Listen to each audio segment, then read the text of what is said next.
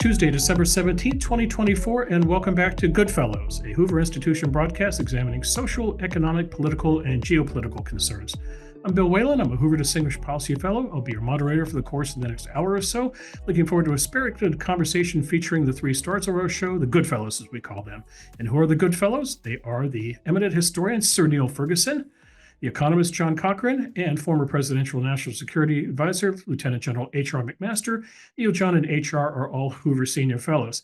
So, gentlemen, good to see you today. We have two segments in mind. The second half of the show, we're going to look back at 2024, talk about a few things we learned, pick a few winners and losers if you're willing. But first, the A block, we're going to talk about what's in store for 2025, specifically what is heading Washington, D.C.'s way. And in times where we want to talk about what's going to happen on the banks of the Potomac River, we need to talk to an expert on all things Washington. We have the perfect guest today. That is Kimberley Strassel. Kim Strassel is the author of the Wall Street Journal's Potomac Watch column, as well as a frequent panelist on the podcast bearing the same name. She also hosts a podcast in her own right. It's called All Things with Kim Strassel. The latest show dropped earlier today. She picks winners and losers. Kim, I listened to it on the way over to work. Thank you for not putting Hoovers in the loser column. Thank you, Bill.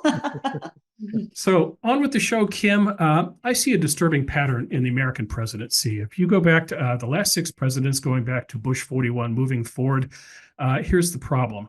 One of two things happens, Kim. Either their rule ends prematurely, they leave after 4 years, or if they're given a second term, that second term ends on a sour note. So here we have Donald Trump, Kim, coming to Washington for a second term. He's brimming with ideas that are going to fundamentally transform Washington, the kind of ideas that meet resistance. So two questions for you, Kim. Number one, how does Donald Trump, the inveterate golfer, avoid landing in the same sand trap as his predecessors?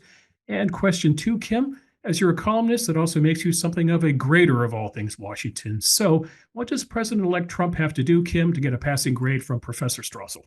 Okay. Wow. I wish I were as illustrious as you all. I wish I deserved the professor title instead of mere columnist and talking head. But look, I strongly believe that Donald Trump, if he wants any hope of having a further 3 years of productivity, his first year is going to have to be slam dunk. And the way he's going to have to do that is to follow up on the priorities that he laid out on the campaign trail, in particular, immigration and the border, energy, but also this tax reform. And that tax reform, as we all know, that many of the provisions expire at the end of the year. And I know that there's a great deal of enthusiasm right now, and as there always is in parties following an electoral victory. But as we're seeing right now, as Republicans go to the mat simply to pass a government funding extension, which, they're clawing each other's eyes out over something that should just be as straightforward as can be. I mean, that is nothing next to the complexity of a tax reform. So that's one thing that we should remember. Mike Johnson's going to have a two-member majority in the House. That's not a lot of room for any error.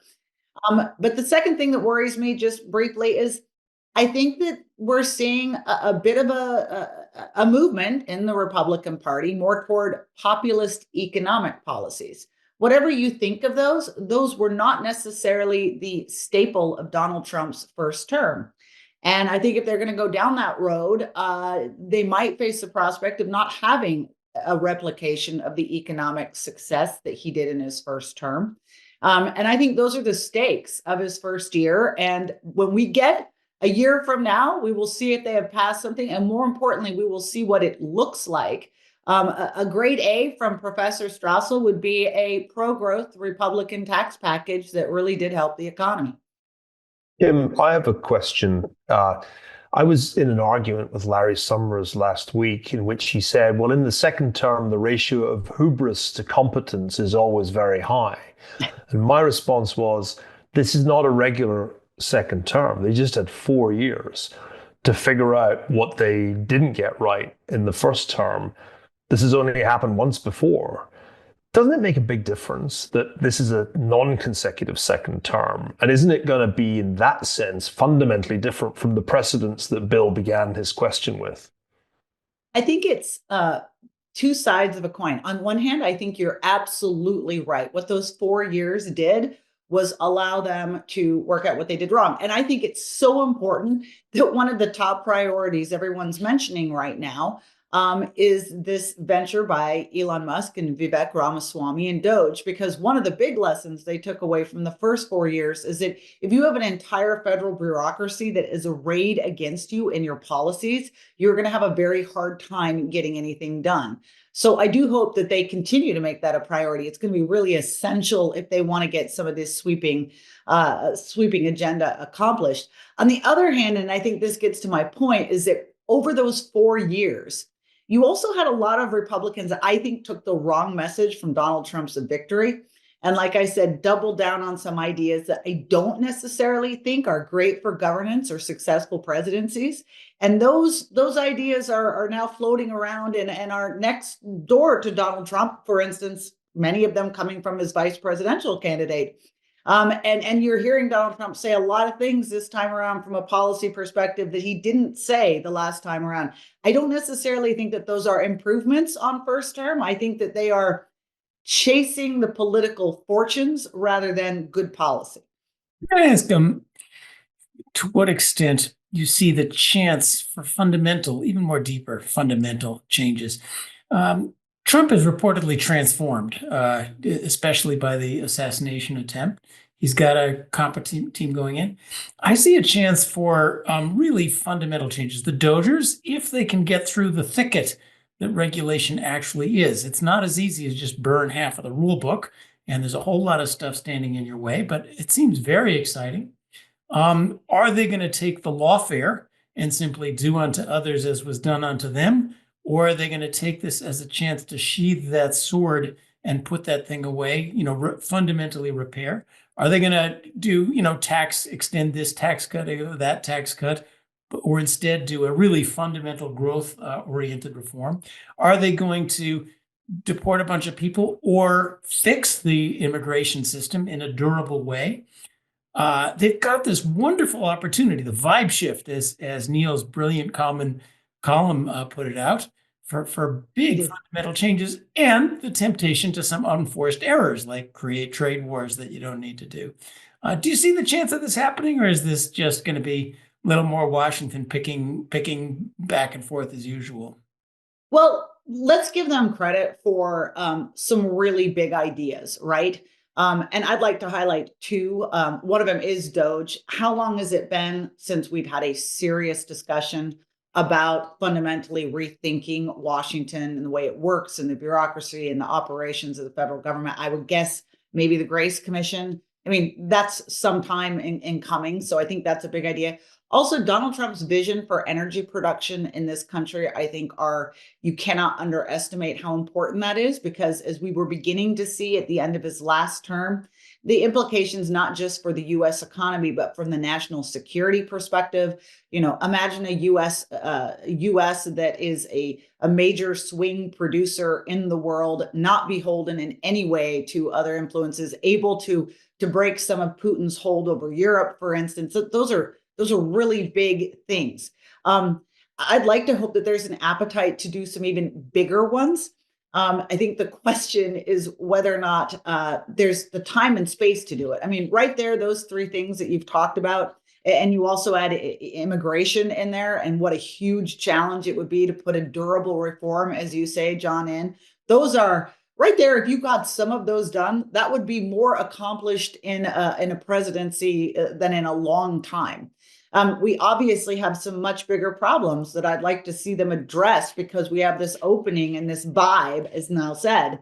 For instance, entitlement reform, Social Security, the trust fund is going to run out of money here soon.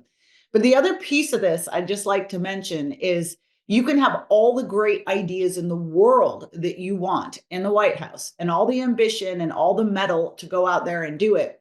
And if Congress remains even half as dysfunctional as it has been in recent years, nothing will get done. So that's the other piece. The executive branch is one branch. The legislative branch, let's just be honest, has been a disaster for a very long time. Hey, Kim, can I pick up on one aspect of John's question, which was specifically about the DOJ and the degree to which it's important to reverse what you might call the far left, capture or influence in departments and agencies. I'd like to ask you about DOJ as well as the Department of Defense. And I've written about the degree to which, this radical DEI that that pursues equality of outcome rather than equality of opportunity, and various elements of critical theories that that judge or evaluate people by their identity category, and these are destructive to the warrior ethos and combat effectiveness.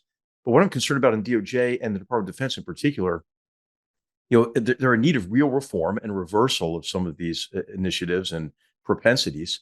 But might the cure be worse than the disease is what I'm concerned about in politicizing further those departments and agencies. And what's your sense of the degree to which there will be kind of responsible reform that can help restore what I think is a fundamental problem, our confidence in our institutions?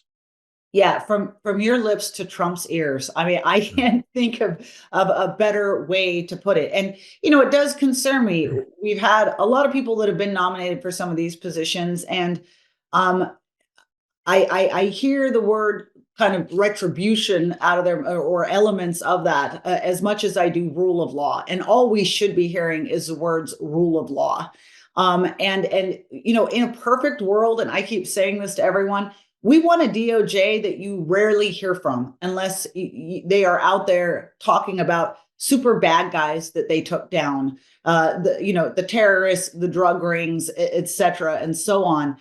When you're hearing from a DOJ that's going after political figures, or a DOJ that is going after certain businesses and certain industries because those are disfavored industries at the time, that's not a DOJ that's operating under the rule of law. It's operating under politics. And I mean, I really, really hope I've been talking to some senators who have been, for instance, doing interviews with Kash Patel and others. They say that they feel encouraged by the focus of rule of law, and also promises that to the extent that anybody needs to look into prior malfeasance at some of these agencies. And let's be clear, misbehaving is not always the same as breaking the law, okay? And we need to make those distinctions. You can be a bad official and do bad things and not break the law, and we need to make those clarifications. But to the extent there needs to be some of that done, what they're hearing is that the Trump administration wants Congress to engage in that oversight. I think that's a different and better approach to it than having Department of Justice go out and further politicize itself. Kim, you're a keen observer of these processes of nomination and confirmation. How are they doing? Clearly, it feels like a slicker operation than 8 years ago, but I'm no Washington pro. Give me a sense of how it looks to you. Oh, heck yeah. I mean, look, I think it said something overall. If you look at Trump's nominees, I think it is fair this time to say that they are a bit edgier than the last crew that came through. And yet, when it comes down to it, I think most of them are on a glide path to be confirmed. In some ways, it was a kind of clever strategy. They flooded the zone with so many names. I was laughing with my boss the other day on the phone. I was like, oh, remember those old days when the left would just take the nominee for the cabinet that they cared about the most, and then they would just unleash on them. Last time around, it was Scott Pruitt at EPA. They don't even have time to think about Lee Zeldin's nomination for EPA because there's so many folks out there that they're spreading their time around on.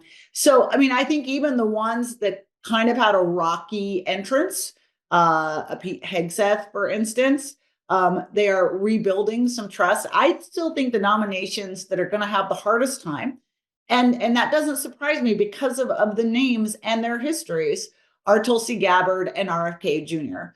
Just because if you really look at their records, they are so in conflict with some of the bedrock principles of the conservative movement. And in the end, I think some Republican senators might have difficulty wrapping their heads around that. Kim, I noticed with the Hessek nomination that he did something that nominees do not do. When they get into trouble, usually nominees historically, they hide. They just go talk to senators. They stay off the radar screen. He did the opposite. He went on a media offensive. Does this suggest that maybe the rules have changed for nominations?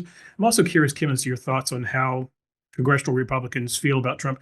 Do they fear Trump? For example, Joni Ernst, she kind of quickly came around on Hegseth. Why?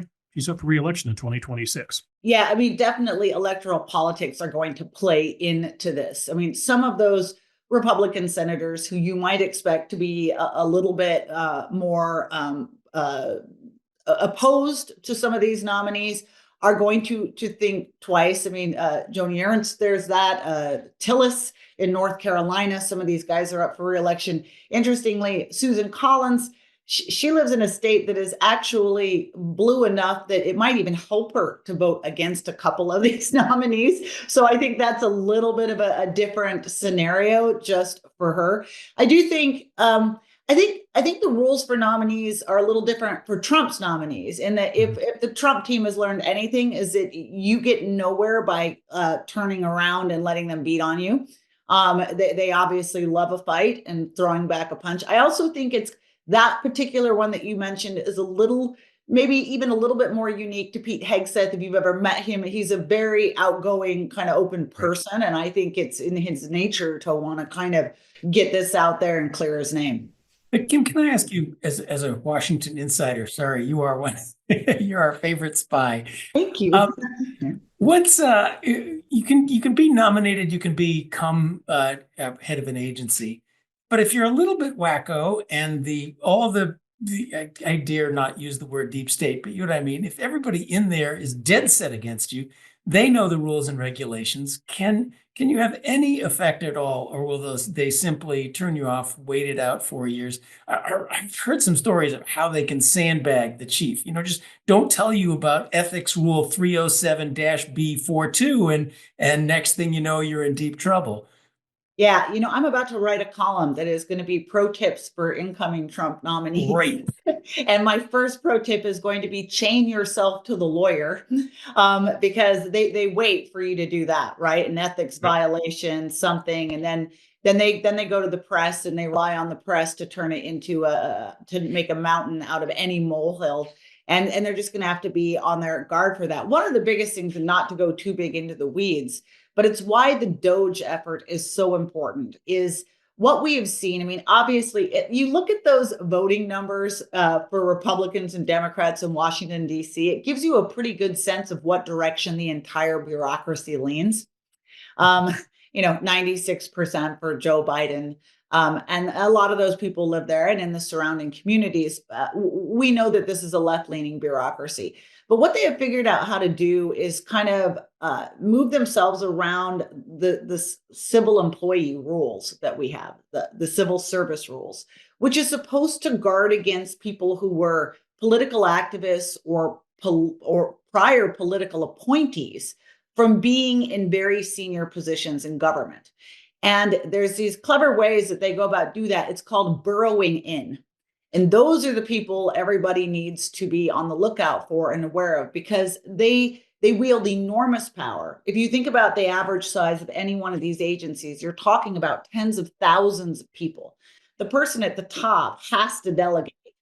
And it's those people that get the jobs, the important jobs of making it done. You need to know who that layer is. And one of the things DOGE is looking at, and it was something that President Trump was doing when he was on the way out last time, and then Biden reversed it.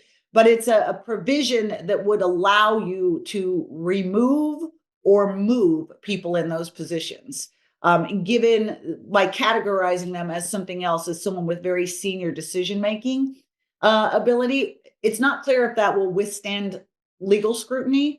It was something, as I said, it was a regulation Trump was rolling out as he left. They're certainly going to try it again, but that's going to be key, what you just said. You can't just fire people, and you got to get them to do what you want. And that's a talent. You have to know how these organizations work. Yeah, you can't just say pretty please either. That's not going to get you anywhere.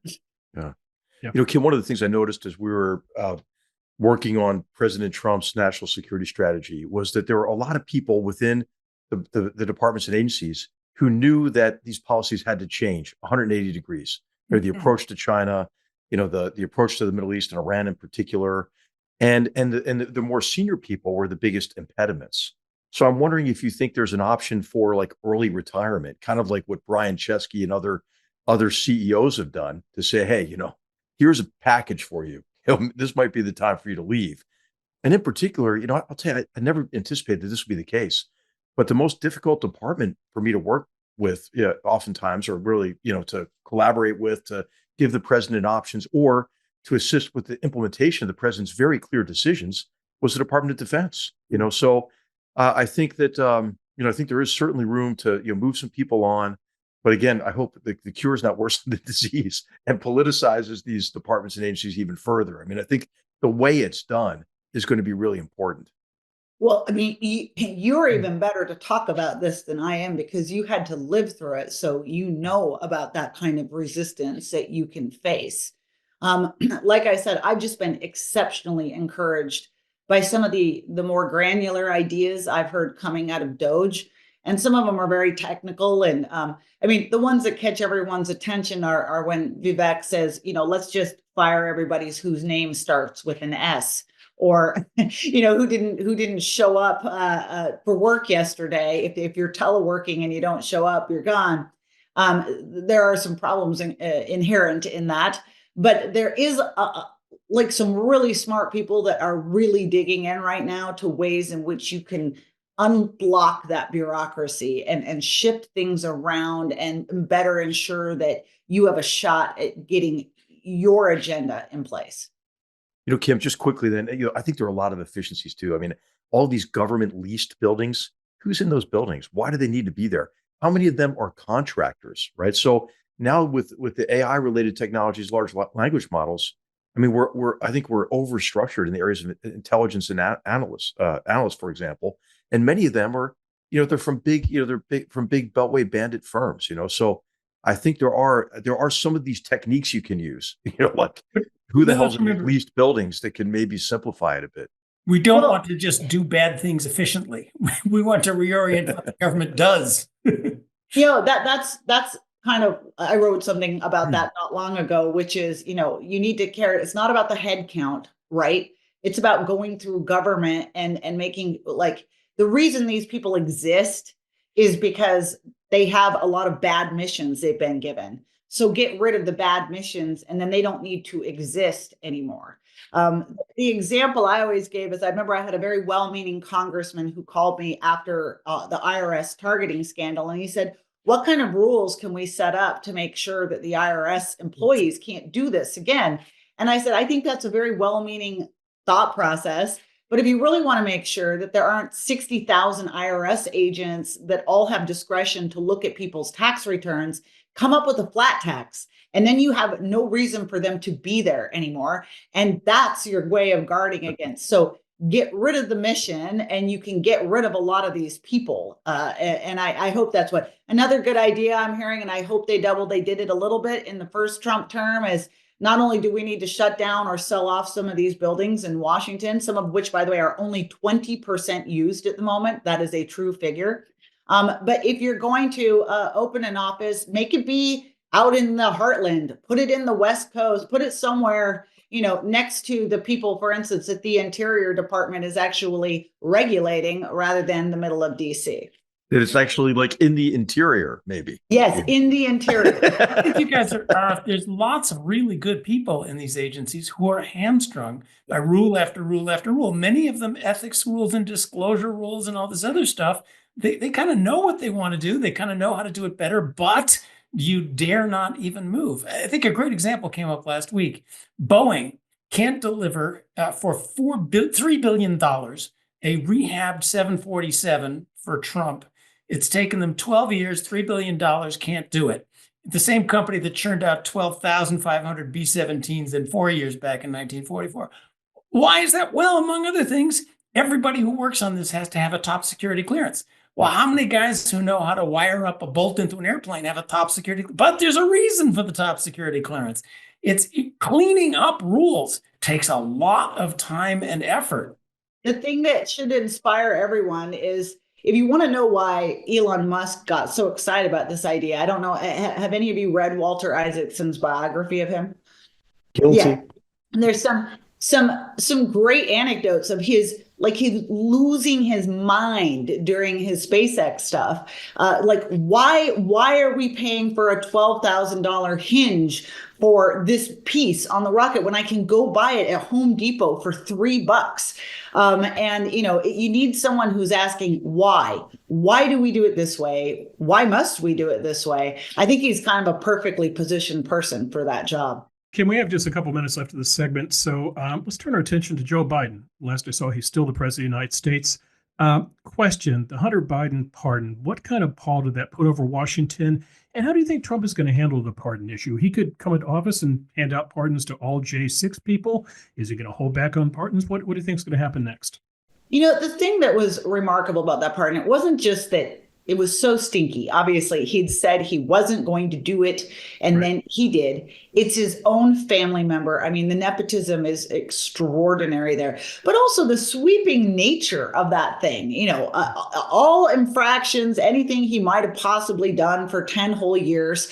And in my mind, what it is put aside the Hunter part of this. This is just the latest example of Joe Biden and Democrats who lecture people all the time about the need for standards and norms, breaking all the standards and norms. Because, of course, water runs downhill. And the minute that pardon came out, everyone was clamoring that he now issue even more open-ended pardons to other people that you might come after. That is just begging, by the way, to have an enormous public debate about the presidential pardon power and people to talk about ways that you might end up restricting it. I mean, we're already seeing those articles. We don't need to be having this argument. The reason we are is because this guy, and he's done it in so many ways, Democrats have over recent years. I'm so tired of hearing the word unprecedented in Washington. We need to have 4 years where nobody uses the word unprecedented in Washington. Hey, as a historian, I'm all for that. I mean, every time somebody uses it, I'm like, well, there may be a few times this has happened in the past. Now, what unprecedented means, when you hear somebody say that something's unprecedented, what they're in fact telling you is they know no history. And there are precedents for a lot that we've been talking about. I keep coming back to that moment in 1980 when Ronald Reagan won, in some ways a more emphatic victory, in some ways a less emphatic victory, because he didn't have the House. He had exactly the same majority in the Senate. He didn't really have the court.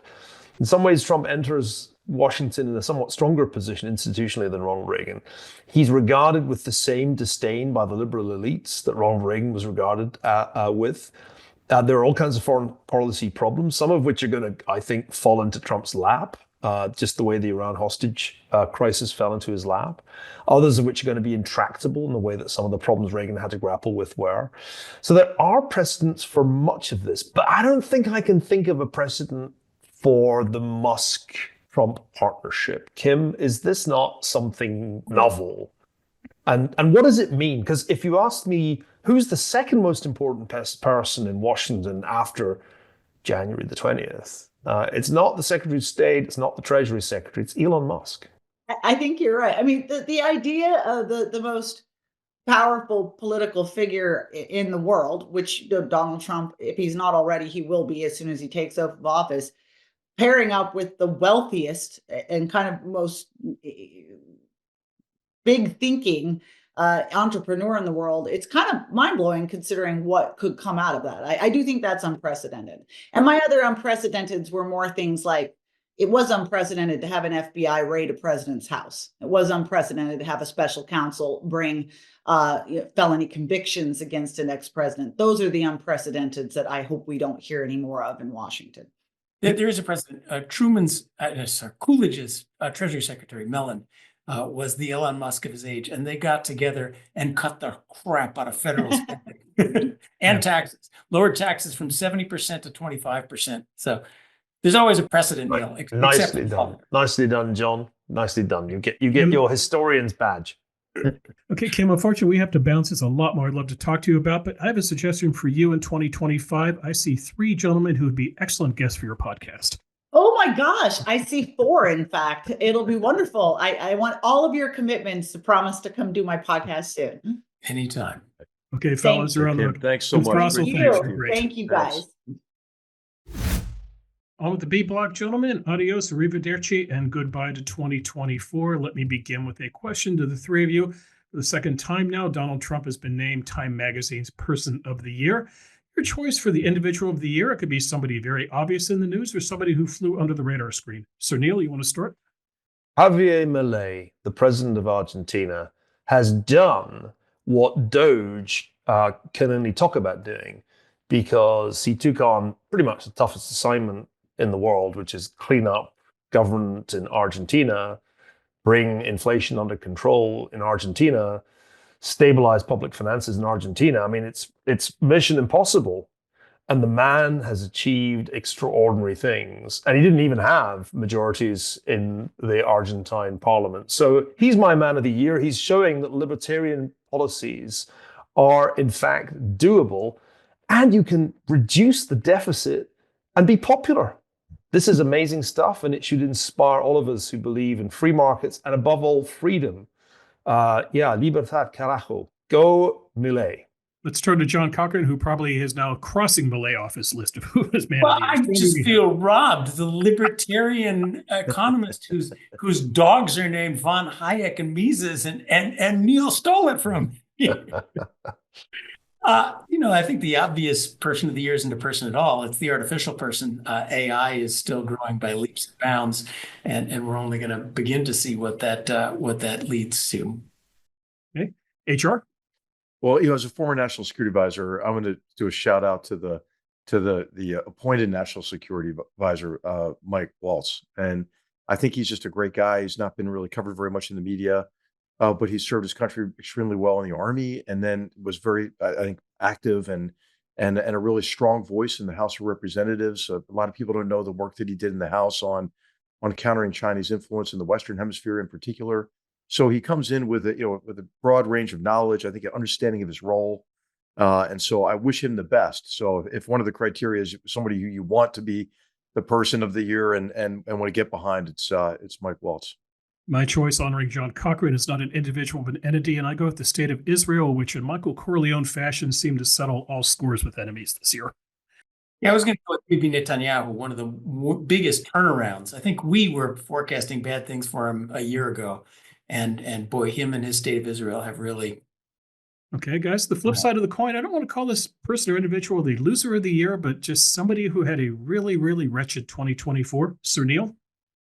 Well, I was about to nominate the Australian breakdancer at the Olympics, who became the global figure of fun with the kangaroo breakdancing. But you've prompted me, Bill, to change my pick to the Supreme Leader Khamenei, because Iran has surely been loser of the year.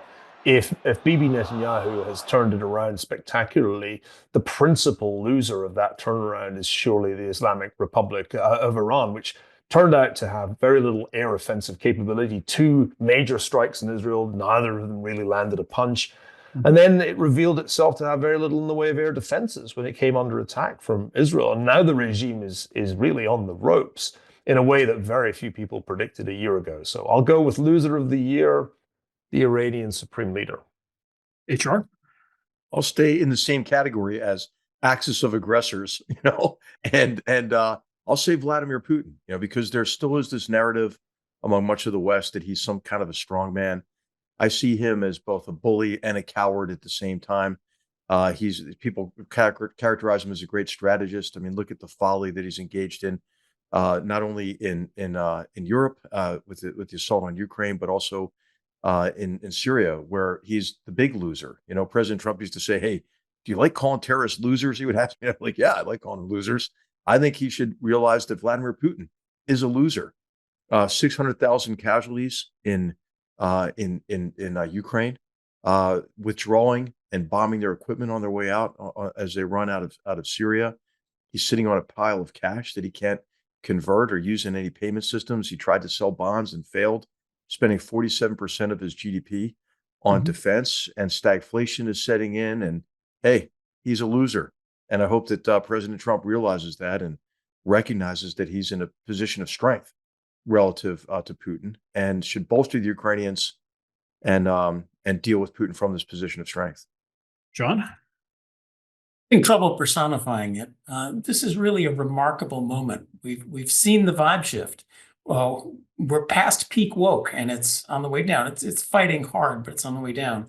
Who is the person who most personifies what is about to be swept away in this wonderful tide? I'm having trouble finding it within my own narrow discipline of economics. I'll pick the Piketty, the Stiglitz, the lists of dozens of Nobel Prize winning economists who once a year sign joint letters saying that Malay's Argentina is going to fail, Venezuela is wonderful, Donald Trump is going to ruin the world, and whatever the heck goes on. And then a year later, they're completely wrong. The tide of history is sweeping this whole movement out. Maybe you guys can have a better personification of just what is being swept out. But I'm still looking for the person most in charge. John, this is your chance to say goodbye to Paul Krugman. Adieu. That's well put. Okay, guys, something you got right in 2024 and something you got wrong. HR, you want to kick off? Hey, well, it's been for years. It's been for years. I wrote about this in At War with Ourselves when I was recounting really how Putin and Erdogan tried to create this illusion that Assad was in a strong position. Right, it was inevitable that he would remain in place after the Syrian civil war. And I list all the reasons in the book for why Assad was profoundly weak. I always felt he was profoundly weak, and of course he was profoundly weak, and that his weakness was exposed after Israel's decisive action that John alluded to earlier against Hezbollah, and kicked the legs out from under Assad, who was reliant on Hezbollah and Iran's proxies broadly. So, yeah, I think I was right about Assad. Okay, so Niall Ferguson, you never get anything wrong, right? Everybody gets things wrong. It's very important to keep score and recognize what you got wrong. I'll come to what I got wrong in a minute. But I did predict consistently not only that Trump would be reelected, but that he would get the nomination, which was by no means everybody's expectation 12 months ago. So I'll go back and look with pride in my Spectator cover story on Trump's second act, which came out in the spring of 2023. What I got wrong? I thought the election would be closer than it was. And in that sense, I fell victim to poll delusion instead of just listening to the financial markets and the prediction markets, who turned out to be much more accurate than the pollsters. Mm-hmm. Who was closer in their prediction, you or Ion Perciali, your wife? That's a good question. I think she was. She's got much better judgment on politics than I have. And she was more confident in the final few days when I got quite jumpy and nervous about the polls. So yeah, she was able to just ignore the rogue Iowa poll, whereas I was kind of gnashing my teeth about it. So she's always going to beat me on political judgment because she's actually done politics, where all I do is sit in libraries and read about it. Mm-hmm. Hey, John, we waited for you. We waited, saving the best for last. Give us something you got right in 2024 and something you whiffed on. Well, the most important thing, given limited time, is what I whiffed on, and I am so glad I was wrong. I also thought it would be a little closer election, but I thought no matter what the election would do, that there would be chaos afterwards. And I think I went on this show and made that prediction over and over again, that there would be legal battles, that there would be a repeat of battles in the streets that made 2020 look like nothing. There would be the hashtag resistance.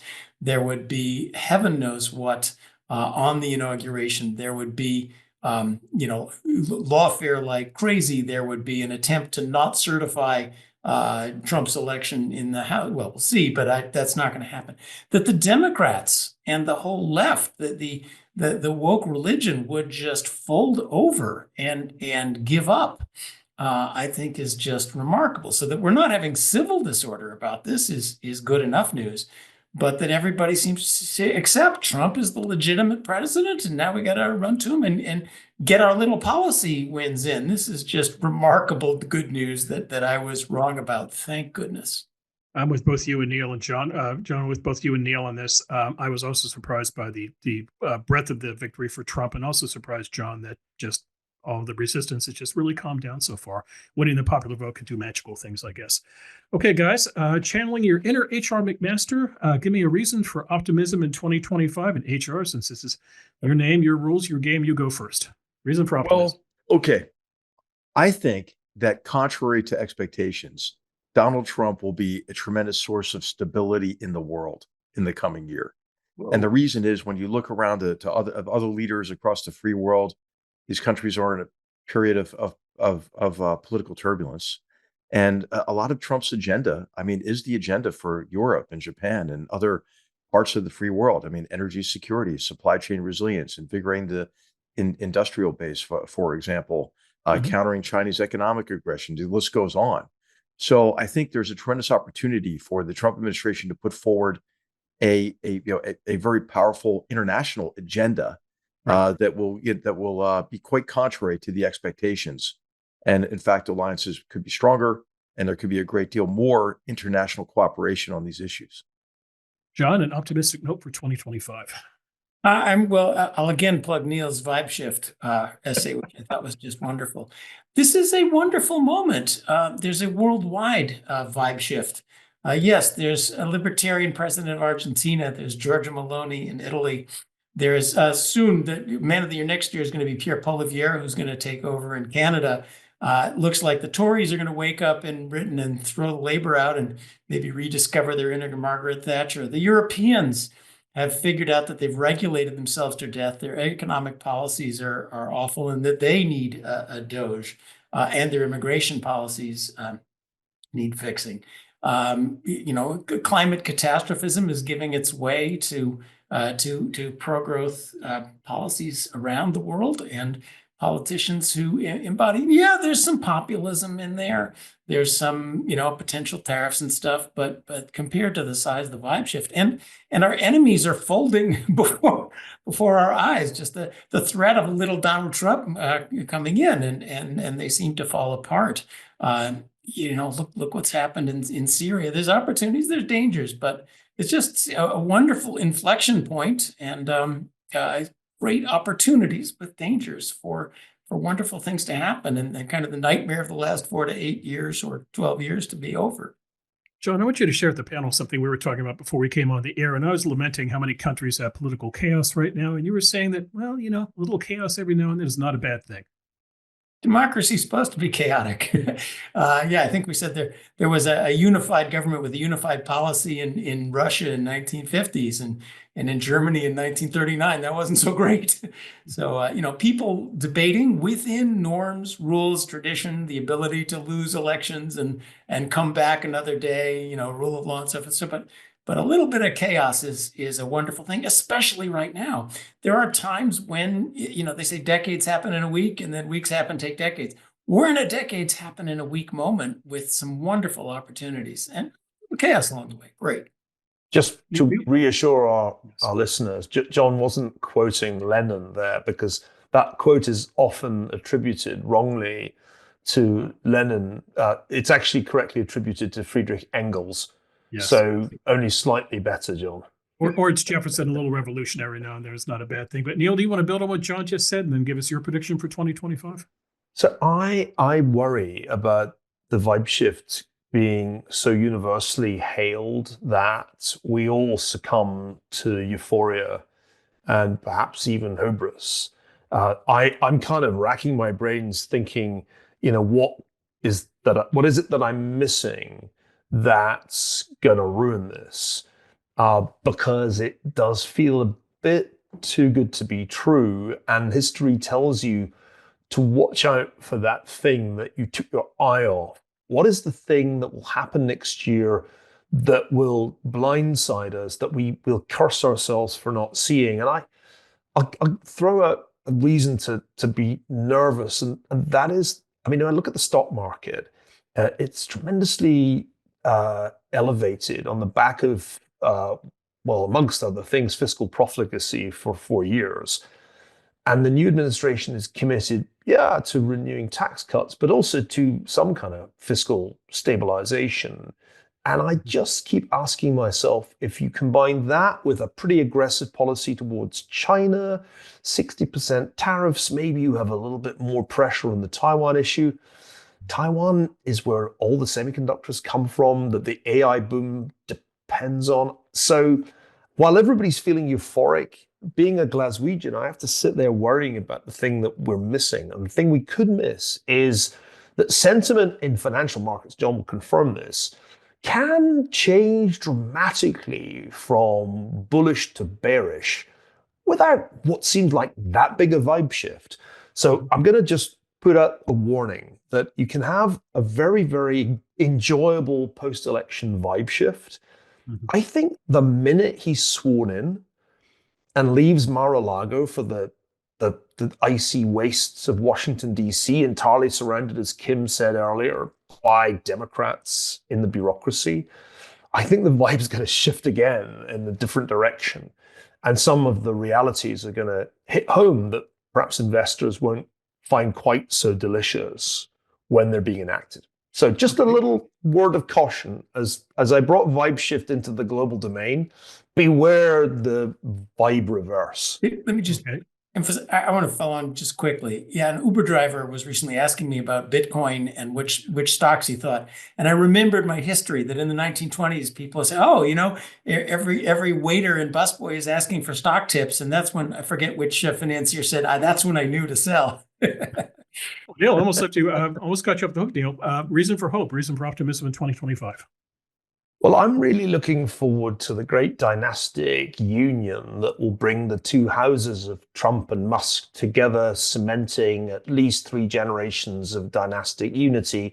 So my prediction for 2025 is that the wedding of the year will be Baron Trump's to Vivian Musk.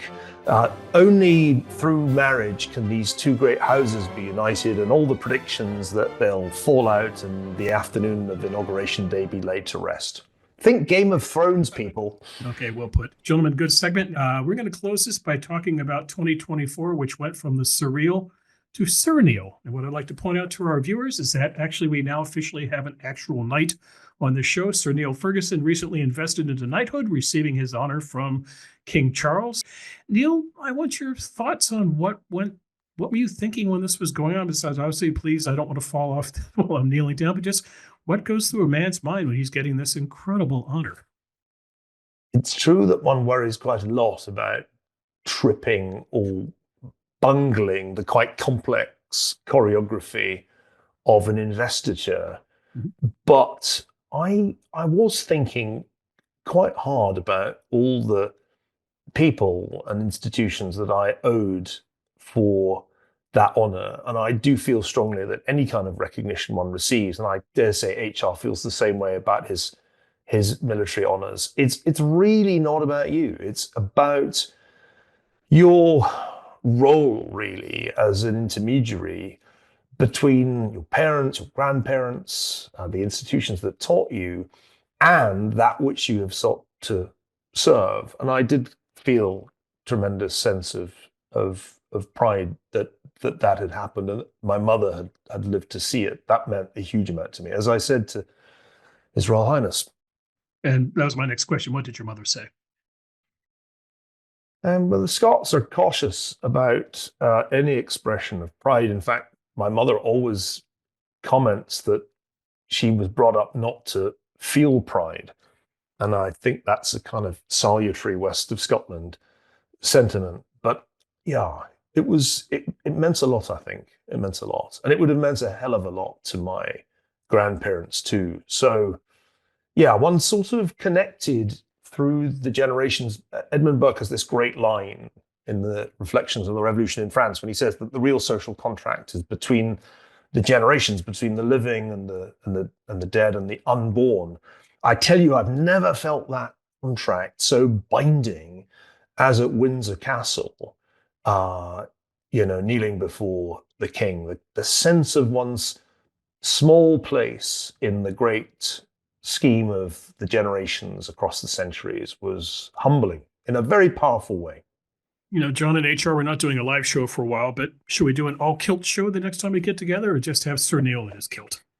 Sure. Well, I recommend the kilt as an article of attire, and I think the names McMaster and Cochrane are eminently eligible for kilt wearing. We could all be wearing them right now and no one would know. Neil, I'll celebrate what you just said. Americans are kind of footloose. The sense that you just evoked of a connection to family and place that goes over, and institutions that goes over generations, over centuries and hundreds of years. We Americans largely don't have that. So congratulations for it. Thank you, John. Before we sign off for 2024, a housekeeping note. The four of us on the show would like to congratulate Shauna Farley for being named the Hoover Institution's inaugural Chief Creative Officer. Now, why am I mentioning this? Because it was almost 5 years ago that Shauna had an epiphany. The way she saw it, we had 3 prominent Hoover scholars under house arrest thanks to COVID restrictions. So why not put the 3 of them on air and share their wisdom with the rest of the world? And thus was created Goodfellows. Shauna, congratulations. We treasure working with you. And I hope you don't feel like Oppenheimer, having all kinds of regrets over what you've unleashed upon mankind. Gentlemen, anything you'd like to add? Hey, Shauna, you're the best. Yay, Shauna. Congratulations. Thank you. You are the best. Congratulations. It's such a pleasure working with you. Creative stuff done. Hang in there. Love you. Let me be the first to say, hail to the chief. Thank you guys so much. And on that note, we're going to end Goodfellows for 2024, but fear not, we'll be back in about middle of the January, right about the time Donald Trump is taking office with a new show. So we wish you and yours a very happy, very joyous holiday. On behalf of my colleagues, Sir Niall Ferguson, John Cochrane, H.R. McMaster, our guest today, Kim Strassel, also here at the Hoover Institution. Thanks again for watching. Thanks for your continued support of the show. We look forward to seeing you next year. Take care. If you enjoyed this show and are interested in watching more content featuring H.R. McMaster, watch Battlegrounds, also available at hoover.org.